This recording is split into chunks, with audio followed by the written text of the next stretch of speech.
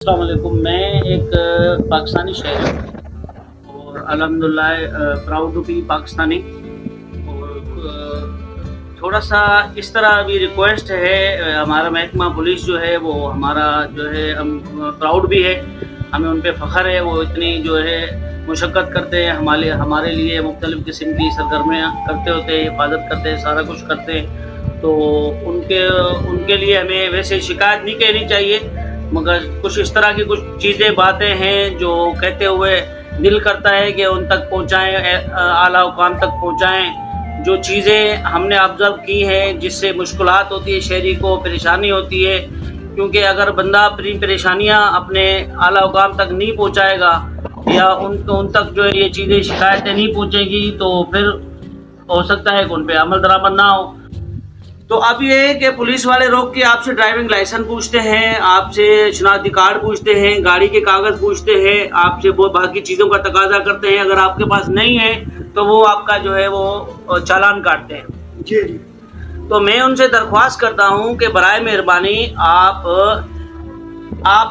हर police वाले के पास बड़ी मोबाइल होती है और बड़ी मोबाइल में डीएलएस सिन जो है, ड्राइविंग लाइसेंस सिन जो है, उसको उस पे जाके अगर किसी भी शहरी से एनआईसी का नंबर पूछें और वो एनआईसी का नंबर आप उस पे लगाएंगे तो शहरी का जो है आपका लाइसेंस सामने आ जाएगा कि जी उसका लाइसेंस जो है वो है, बना हुआ है। अब बना हुआ शहरी है, दैट इज मीन्स के वो ऑथोराइज है कि वो बाइक चला सकता है, उसका ड्राइविंग लाइसेंस बना हुआ है। जेब में रखना जरूरी नहीं है, ड्राइविंग लाइसेंस का ना बना हुआ होना ये जो है इस पे आपका चालान बनता है कि ड्राइविंग लाइसेंस नहीं बना हुआ हो।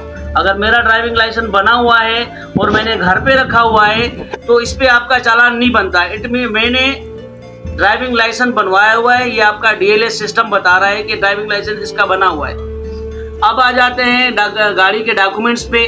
तो आपका वो भी गवर्नमेंट सिंध का इदारा है जो गाड़ियों की टैक्स लेता है। आप उस इदारे की वेबसाइट पे जाके जब आप या उस पे जाके जब आप जो है ना गाड़ी का नंबर लगाएंगे तो गाड़ी के तमाम डॉक्यूमेंट्स की पूरी डिटेल आपके पास आ जाएगी कि ये गाड़ी कौन सी है और किसके नाम पे गाड़ी है, ये तमाम चीज़ें सारी आ जाएंगी।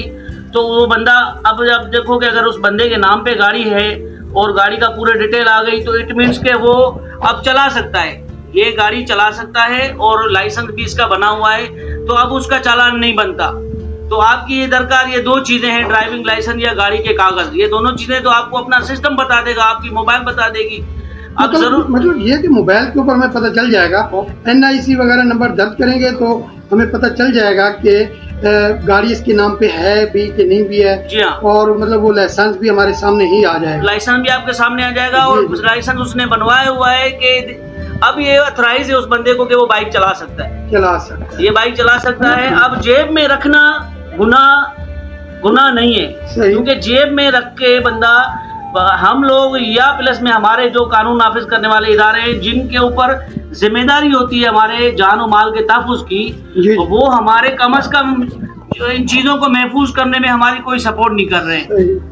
मतलब ये कि अभी जैसे अक्सर रोडों पे वारदातें होती हैं, ठीक है, बैलेट भी छीन लिया, पैसे भी छीन लिए, और अब तो एटीएम और ये जो है सर्विस कार्ड वगैरह, किसी कंपनी का सर्विस कार्ड है वो भी चला जाता है, और गाड़ियों के कागजात भी छीन के ले जाते हैं। तो अब ये है कि दोबारा बनवाना, इन तमाम चीज़ों को दोबारा बनवाना एक अजियत से कम नहीं है। गरीब आदमी के पास ना इतना टाइम होता है कि वो तमाम चीज़ें वो दोबारा बनाए, और ना उस गरीब के पास जो है इतना सरमाया होता है कि बड़ी बड़ी लंबी फीसें भर के गाड़ियों के डॉक्यूमेंट बनाए और जो ना गाड़ी ड्राइविंग लाइसेंस बनाए। चलो ड्राइविंग लाइसेंस का तो समझ में आता है कि वो इतना मुश्किल नहीं, बन जाता है दोबारा, मगर गाड़ी के कागजात अगर चले जाए तो पुलिस का महकमा बेहतर तरीके से जानता है कि गाड़ी के डॉक्यूमेंट बनाना इस टाइम अजाब से कम नहीं है। और इसी तरह आप एटीएम कार्ड बनाने जाओ तो एटीएम कार्ड जो आपका छीन लिया गया उसके लिए भी आपको अलग चार्जेस भरने पड़ते हैं। कोई और चीज़ आपको चली गई तो उसके लिए भी आपके अलग चार्जेस चले गए।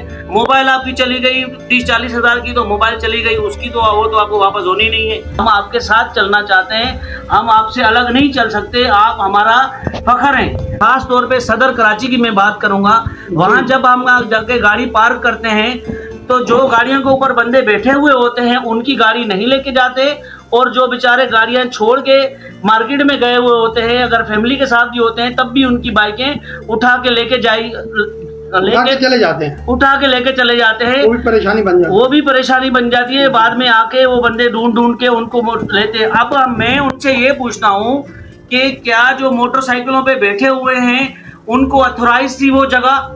अगर उनको अथोराइज थी वो जगह तो वो जिनकी उठा के लेके गए उनकी क्यों लेके गए? उनकी भी ना ले जाते? या अगर उनको जो वहां पे मोटरसाइकिलों पे बंदे बैठे हुए हैं आप उनकी मोटरसाइकिलें नहीं लेके गए, अगर वो जगह गैर कानूनी खड़े हैं तो सबकी बाइकें लेके जाए। सही। अगर वो कानूनी तौर पे खड़े हैं तो सबकी मोटरसाइकिलें वहां होनी चाहिए, किसी की नहीं उठनी चाहिए।